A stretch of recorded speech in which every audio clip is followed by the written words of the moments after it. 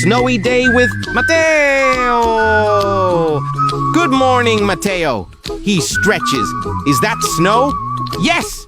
He opens the window and reaches out. Woo! Snowflakes on his fingers. Time to get ready. Hat, scarf, green coat. Oops, he even forgot his coffee. Matteo walks through the snow.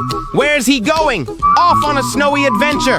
Look, it's Patapim, but he's freezing. Matteo gets worried. Quick, he gives Patapim his coat, his scarf, even his gloves. Such a kind little gnome.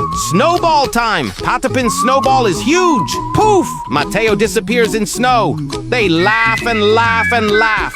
Then they build a snowman. Hat, scarf, big smile, 3 snowy friends. The sun goes down. Time to say goodbye. Matteo waves and smiles. Now he's back home, sipping hot chocolate, thinking, best day ever!